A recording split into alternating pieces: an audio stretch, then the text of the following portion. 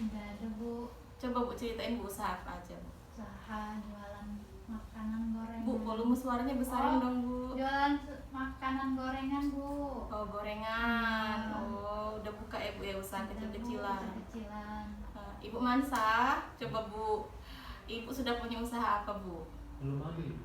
Belum ada Bu. Kenapa Bu belum ada usaha? Belum ada duitnya. Suaranya sih Bu. Belum Nanti- ada duitnya Ibu. Oh belum ada duitnya. Belum ada modal ya Bu ya? Iya.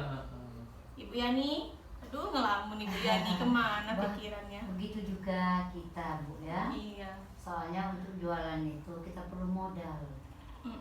Modal sedikit, modalnya cuma ada sedikit. Sudah dihitung-hitung tidak cukup. Oh, masih kurang Bu Iya, ya? masih kurang. Jadi belum ada usaha. Iya Bu. Jadi kalau saya bisa tarik kesimpulan nih, ibu-ibu ini ada yang sudah ada usaha, ada yang belum. Makanya kita kan di sini kita belajar bagaimana sih merencanakan usaha ya Bu ya. Semoga aja pulang dari sini nanti ibu udah buka usaha deh bulan depan. Ya, amin. Karena Bu ya, amin, ya. usaha sekecil apapun Bu, itu pasti harus memerlukan rencana yang matang.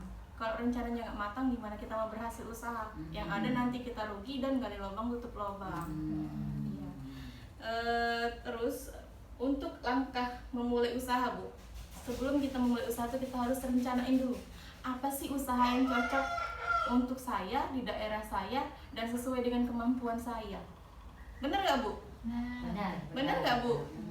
Bu Mansa bener nggak Bu? Bener. Ibu sibuk bener, dengerin dong Bu. Nanti pulangnya nggak bisa nih untuk buat usaha, ya. Jadi sekarang coba saya tanya lagi Ibu Rani. Ibu Rani tinggal di daerah mana Bu? Daerah Mariana. Oh di Mariana. Daerah Mariana itu kira-kira di potensi sekitarnya itu ada apa aja tuh sumber daya alam yang bisa dikembangkan? Ada Bu. Apa sih Bu? Coba cerita Bu. Kan dekat sungai. Dekat sungai. Ikannya kan bisa digiling. Jadi Oh ikan ya Bu ya, bukan buaya. buaya darat Bu. Oh jangan Bu. Ikan ya Bu. Oke terus ikan terus apa lagi Bu? Terus tuh ada pisang Bu. Kami kan nanam pisang Bu. Oh pisang. Jadi buat keripik Nanti bentar, Bu. Jadi kalau ikan digiling dijadiin apa sih Bu? pempek. Oh pempek. Oh iya Palembang kan kata pempek. Terus yang kedua pisang. Iya. Pisang dijadiin apa Bu? Keripik pisang Bu. Keripik pisang. Wah mantul usahanya. Mantul usahanya guys. Perlu Iya. ditiru ya guys. Belajar dari Ibu Rani ya guys. Ya. Oke. Jadi tadi Bu Rani bilang dia di pinggir sungai dapat ikan digiling jadi pempek. Terus dia dapat ada pohon pisang dibuat keripik.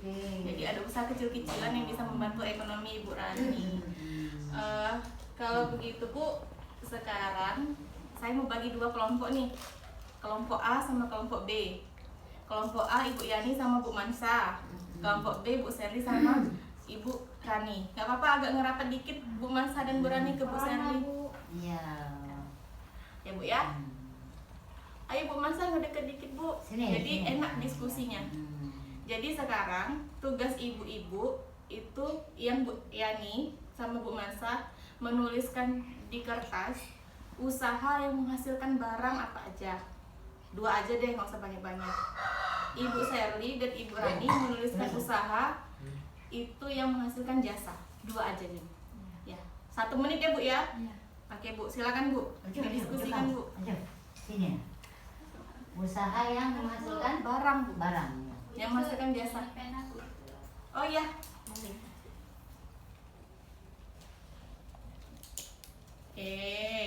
Oke, sudah ya Bu ya? Ya. Oh sudah. Ayo Bu Mansa dan Bu Yani, ayo.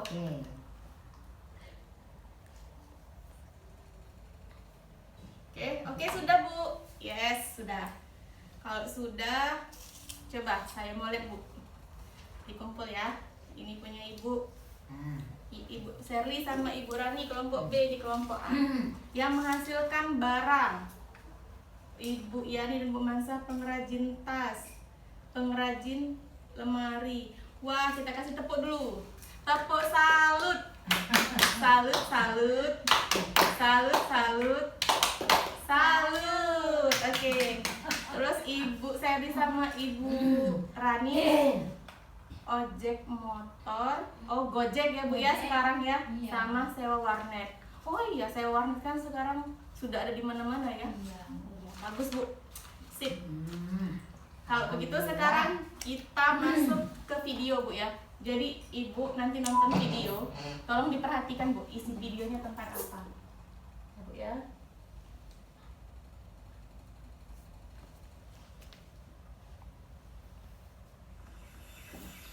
Perhatikan Karena Bu. kita sudah sekolah di PAUD, ibu punya banyak waktu luang untuk cari uang tambahan. Kebutuhan sekolah anak-anak kan makin banyak. 2 tahun lagi, Dewi masuk SMA dan Ika di TK. Padahal bantuan 3 tahun lagi, ibu mau coba jualan ikan, Pak. Apa berjualan ikan bisa untung, Bu? Pasti untung, Pak. Banyak kok ibu-ibu yang melakukannya. Ibu akan ambil ikan dari petambak di pagi hari dan menjualnya di pasar dengan harga lebih tinggi. Petambaknya dibayar setelah kita selesai jualan. Jadi, kita tidak perlu banyak modal. Ibu kan udah punya sedikit tabungan buat modal, Pak.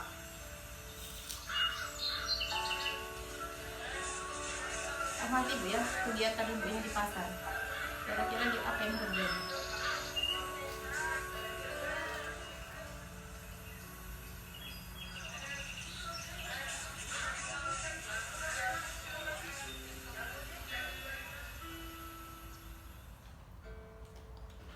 Saya bayar ikan yang laku saja ya, Pak. Saya belum balik modal nih. Wah, tidak bisa, Bu. Berapa yang Ibu ambil tadi pagi? Ya segitu Ibu yang harus bayar sekarang. Karena dagangan ikan saya sering tidak laku, lama-lama modal saya menipis dan jualan saya jadi makin sedikit. Bahkan saya terpaksa berutang pada petambak kalau tidak bisa bayar ikan yang sudah saya beli. Nah Bu, filmnya selesai. Kira-kira dari film ini apa yang bisa dipetik Bu? Coba Bu Masa cerita apa itu yang terjadi sama Ibu Lili itu tadi, betul ya. Kenapa Ibu Lilinya? Belum berhasil. Belum nasib kan apa Pak? Itu, Kan apa Bu?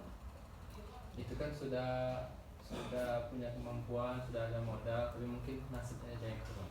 Nasib, faktor nasib ya kalau kata Bu Masa. Kalau Bu Rani lihat dari film itu kira-kira kenapa tuh Bu Lili?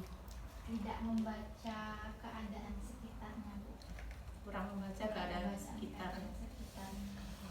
Bu Yani, gimana Bu video tadi Bu?